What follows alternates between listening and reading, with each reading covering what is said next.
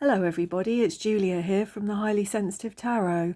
I'm here today with a bit more of an in-depth look at my inner child cards, the Fairy Tale Tarot. You'll have seen around about a month or so ago I did a video sort of introducing this deck, having a little walkthrough of it and having a look at it. And sort of setting my intention to work with it really for the month. I had also set the intention to work with my fairy tale Lenormand cards, of which I've got 2 decks that are new to me. I have worked with the Lenormand deck on and off, and I have to say I'm not particularly enjoying it at the moment.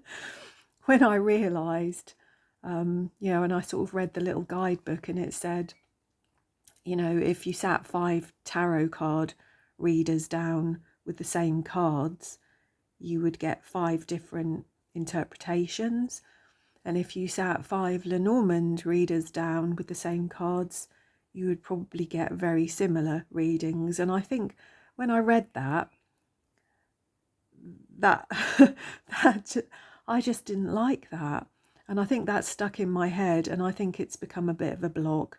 So I'm going to persevere with the Lenormand cards. I'm sort of trying out asking them different questions and doing different things with them, so we'll see. You may well see a video from me at some point with my sort of journal writings about what I feel I've achieved or not. But you may not. I may decide that Lenormand is not for me. But anyway, these inner child cards, this fairy tale tarot, is beautiful. Now, I know when I first got this deck, I muttered and moaned a little bit about it because, the cards are enormous and they're very, very flimsy, and I don't enjoy that really. I mean, this is how big the cards are. That's a Rider-Waite-Smith card, the Universal Rider-Waite-Smith card. So you can see they are enormous cards. I can't shuffle them, they're massive. But she did say in the book, actually, as I was reading through it, to fan the cards on the table and choose from them. So that's what I've done in the end, really. But I thought what I'm going to do today is just tell you my thoughts about the deck, really, and then I'm going to show you 2 of my journal readings that I've done over the last month and sort of attempt really to show you why this is a great deck really for self-awareness, for inner child work, for shadow work, for self-reflection. This is just a great deck if you like fairies and fairy stories, I think, really. This is certainly my favourite out of the decks that I've got in terms of the stories that are represented within the deck, because I think almost without exception I was familiar with those fairy stories, and that's not always the case with decks, as I've found out. So, that's a really good thing. But to start with, I just wanted to show you this card here, really. This is the 6 of Wands. I'll leave it there, actually, so you can see that well enough. It's the 6 of Wands, and as I was sort of flicking through, this just sort of struck me this morning, because this is the maypole, isn't it? This is May Day. This is the maypole, dancing around the maypole, which is something that used to be quite a familiar sight around the villages in the county that I live in when I was a child. You don't see it so much anymore, but it was a thing, like Morris dancers and sort of other old traditional sort of rituals, really, I suppose. So in the book it says, May Day marks the time of year when the earth is adorned in her green cloak that is beautifully accented by the flowers of springtime. The presiding deity of this season is the goddess Flora, also known as the Maiden. A maypole was traditionally set up the evening before May Day.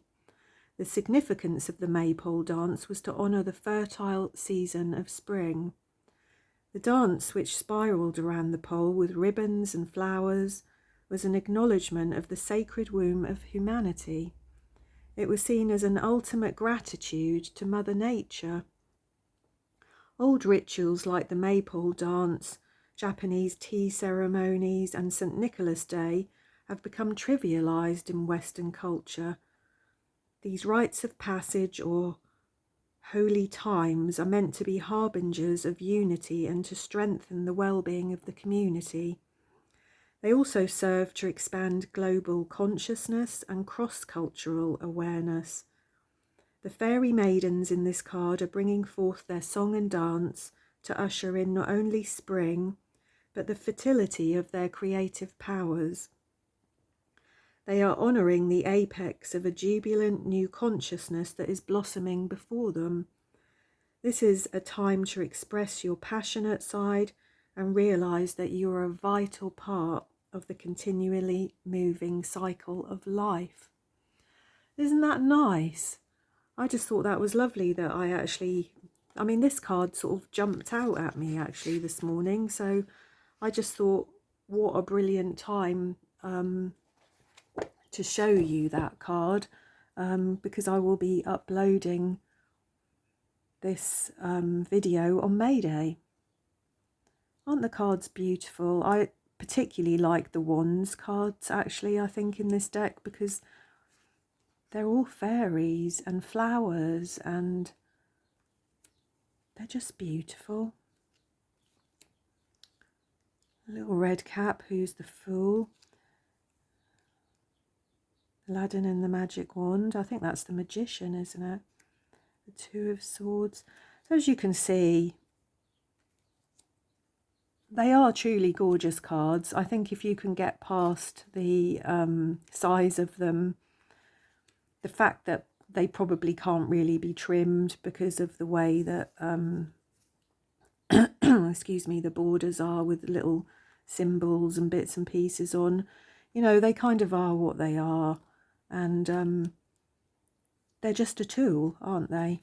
You know, I think sometimes we can all get caught up in cardstock and sizes and trimming and edging and all of those things, whereas I think this deck you just need to appreciate for what it is, really.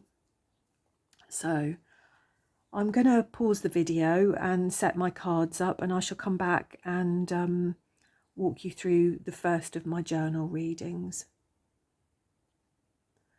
So this is the first of the journal readings that I want to show you, and this was one of the early readings I did very early on in April with these cards, and at the time I was really feeling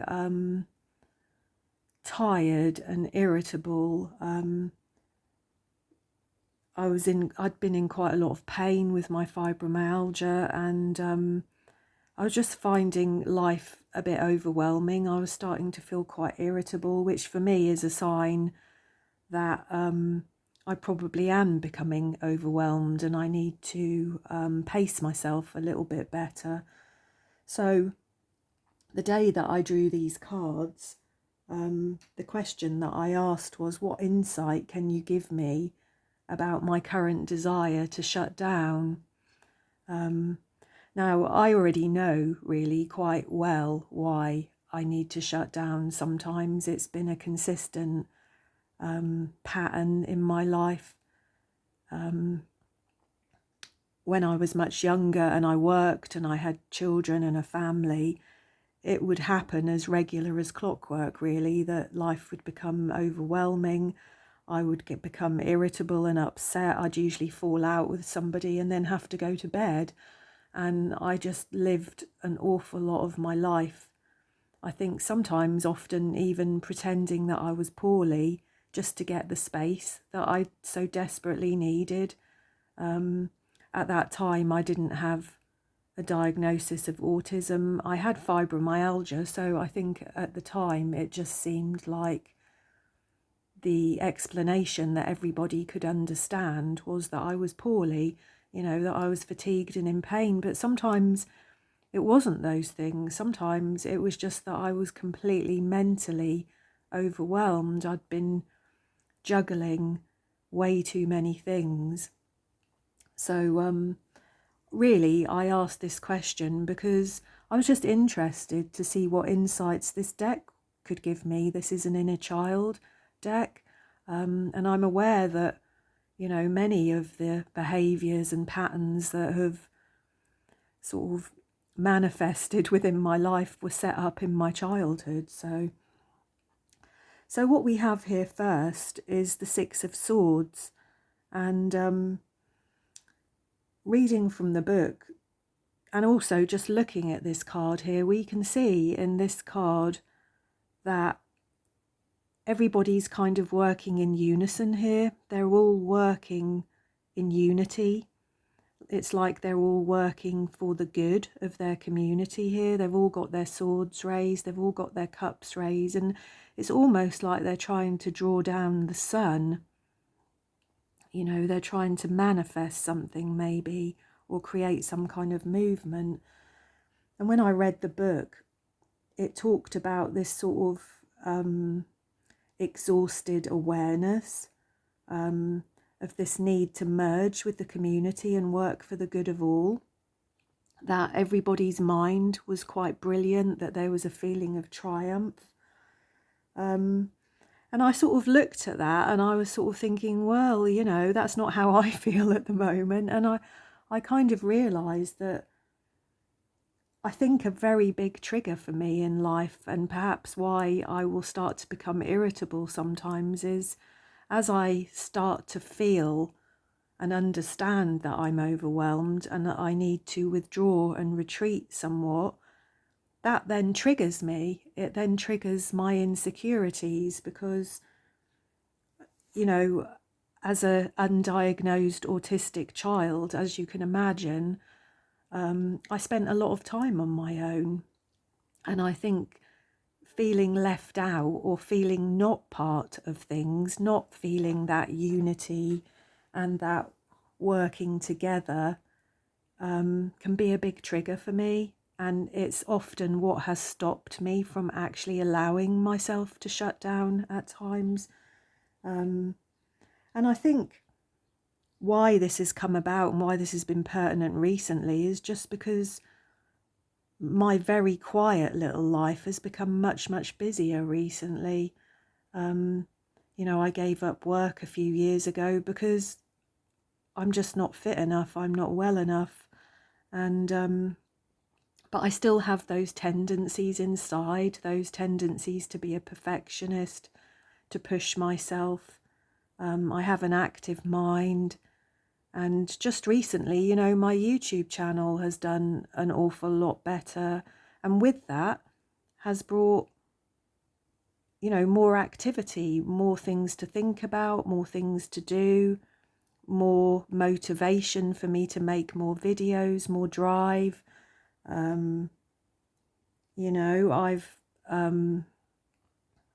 There have been more people in my life recently, I guess. I've started to make friends with people on YouTube, which is wonderful. I'm not complaining about that for a second, but I think I don't do very well with change. And so, while I think I've fully realised that I need to withdraw and retreat somewhat, sometimes there's this big pull for me to feel part of things, to and also to allow my mind to express itself, because as I said, my mind is very active, and I often just think that my body kind of lets me down, really. Well, my mind does at times, because my mind can swing between shut down and overactive quite quickly. So there's a lot of resistance, I guess, around my need to shut down sometimes, and with that comes irritability, obviously. So I was really, really interested to see the big bad wolf as the central card here, because this is the devil in this deck. And this card really does reveal the struggles, you know, of the human ego as it seeks sort of balance and understanding in our physical plane. And I think for me, it's about my triggers, isn't it? It's about learning to not follow the emotions, because these feelings of overwhelm and irritability and this not wanting to be kind to myself and do what I actually need to do, this inevitably and has in the past led to my own downfall. You know, I've become completely overwhelmed and quite poorly physically and mentally in the past because I haven't listened, because I haven't done what I've needed to do, because I guess my ego has wanted other things for me. So I think it was good to see that there, really, because it's a reminder, but I'm also very much aware, looking at that card, that I'm getting better and better and better at catching myself with all kinds of things, of also not taking things personally. I'll bring it up again, the 4 agreements. You know, I'm so glad that Carla and Farah did their video on their channels about the 4 agreements, that book, because that really has helped me to remember that it's important not to take things personally, and it's important to communicate your needs very clearly. And I think that was a lot of my trouble in the past. I was so keen to be one of these people here that I didn't communicate my own individual needs. I didn't say what I needed, and it was to my detriment. So the last card that we've got here is Snow White, and in this deck, this is the Hermit. And I think through Snow White's journey, we learn about becoming whole. This is a card of service and deep reflection. Yeah, but it's primarily a card of becoming whole, I think, really. And as I said, this, as it being the Hermit, it's also a card of sort of service and again, working for the good of all. It's a card of healing, of reflection. You know, we can see here in the card here that she's asleep. The dwarfs have come in to try and wake her up. The witch is outside with her basket of apples. And it's like the witch, for me, is almost like the big bad wolf here. Again, she's the person who is not going to allow Snow White to do the things that she needs to do or wants to do. She's almost going to force her into this period of shutting down, isn't she? So yeah, this card really did make me think about, how do I actually find that balance that I need?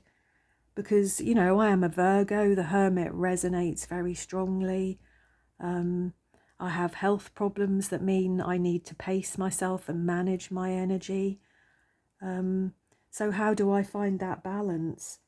You know, I have a great need for connection in my life. I have a great need for soul work in my life, but I also have a need for a great deal of alone time and quiet time. And even now that I don't work, I still, excuse me, can find it very difficult to find that balance that I need. So I found this whole reading really interesting and really helpful. It reminded me in a very big way that actually I did need to take a little step back, and I did need to be quiet for a while, and I did, and I felt better for it. And I think, to be honest, I probably didn't allow that to happen for quite long enough. But again, it's very difficult, isn't it? It's very difficult to balance these things.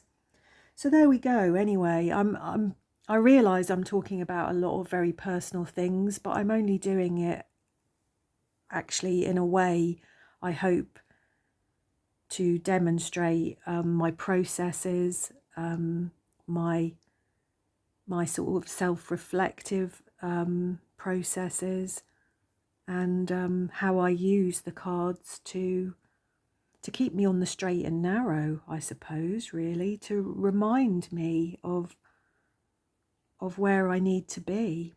You know, the cards can be very validating, or sometimes they can remind you that actually you need to do something slightly differently. So there we go. I shall pause and come back with the second journal reading. Okay, so this second journal reading was only done a few days ago, actually, and I took my inspiration for the questions for this reading from Carol's channel, a Practical Mystic Carol. She has lots and lots of brilliant videos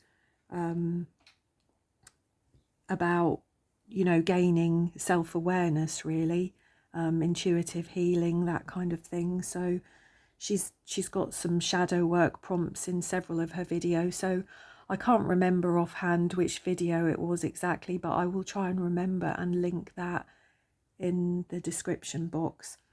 So this particular reading is 3 questions. It's first question, who am I? Second question, what do I think of myself? And the third question, why do I think of myself that way? So we've got the Guide of Wands here as who am I? And the Guide of Wands, I think, correlates to the Queen of Wands in traditional tarot. But in this deck, this is the Pied Piper, the Guide of Wands. And this is a muse, really.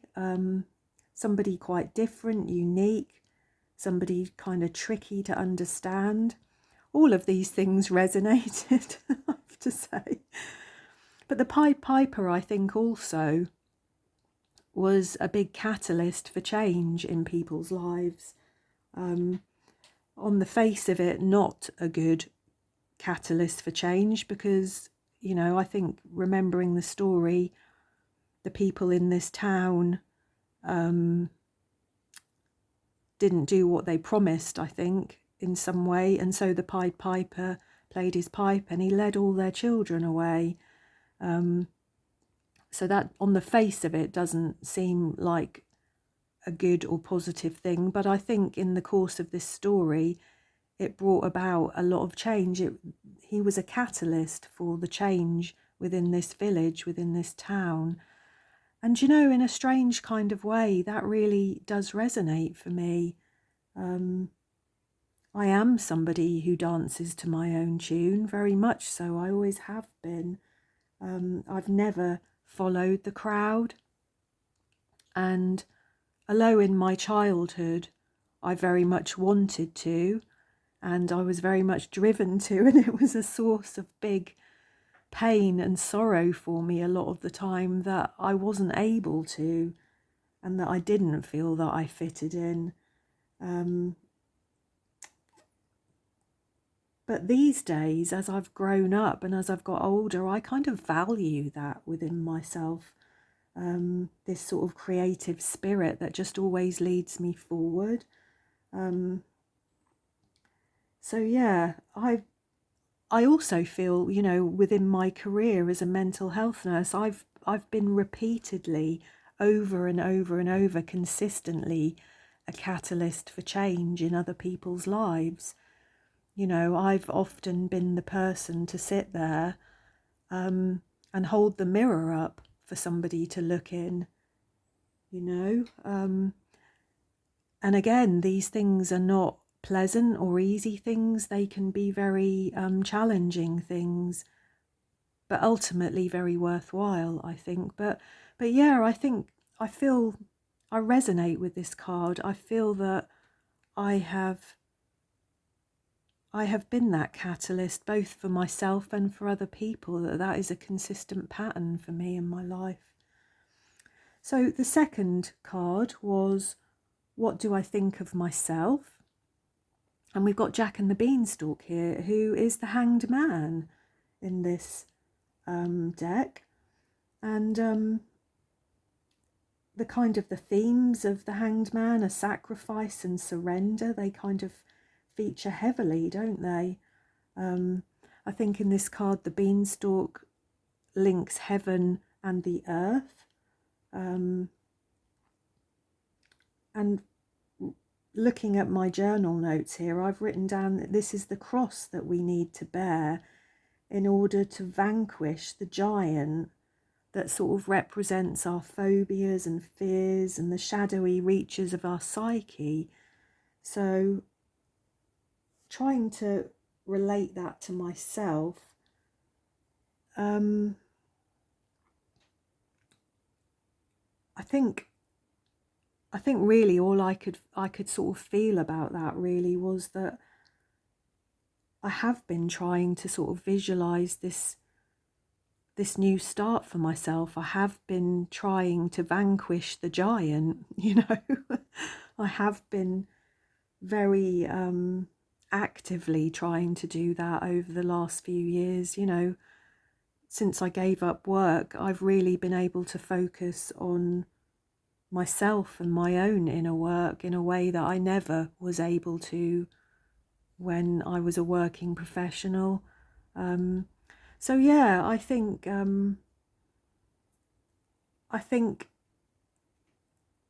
do resonate with this card. The energies of sacrifice and surrender are kind of Virgo-like attributes also, aren't they? And I do resonate with this sort of cross to bear kind of energy.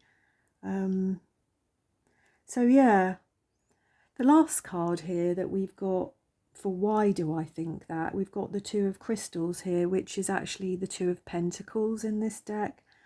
And I think this is a card really of balance and justice and fairness. And to me, actually, they're very, very important concepts. They're things that I struggle with a lot of the time. My Venus and Mercury, actually, in my chart are both Libra. And I think these ideas of balance and fairness just resonate so strongly for me.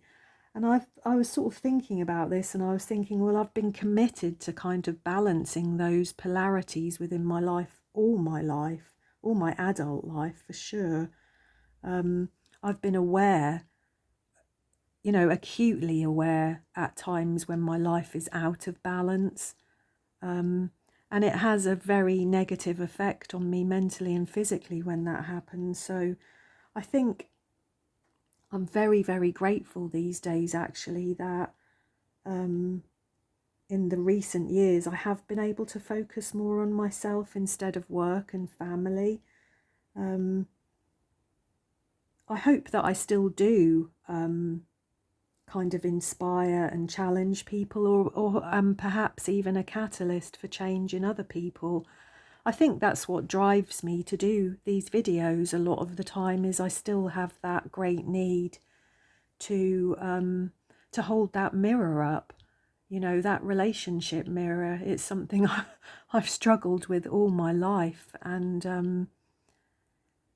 I have been able to help other people with, a great deal. So I'm really pleased that the focus of this being kind of a catalyst for change has now, that light is now shining on me, isn't it? It's now shifted to me and my own inner work, and I'm really, really grateful for that, to be honest. So yeah, I feel that I didn't explain myself too well with these cards, but I hope that you see what I mean. I hope that you get what I mean. Maybe you might look at these cards and listen to my words and see or feel something here for yourself. But I think if you're interested in inner child work, with self-awareness, with self-reflection, with excuse me, with challenging some of your more limited beliefs in life, I think this deck is fantastic. It's great if you like the fae folk, if you like fairy tales, if you like stories. I think this is a fantastic deck to journal with, actually. I think this deck will probably only come out for quite serious inner work. Although, actually, this deck could have been included in my Cozy Decks VR that I did yesterday or the day before, because it is a very cozy deck. I think the very nature of it, with the fairy stories and just the really strong themes of magical creatures and plants and flowers and just all of the colours, really. It is a very, very cozy deck that you could easily snuggle up with on a dreary day and just get lost in, I think. But anyway, I do hope that it was of some interest to you to look at my cards and to hear my story. I hope that it might motivate you to do some of this kind of work for yourself. And if you do and you're prepared to share it, I think it's a really valuable thing for our tarot community. So yeah, I hope you enjoyed that, and I shall see you all again soon. Thank you.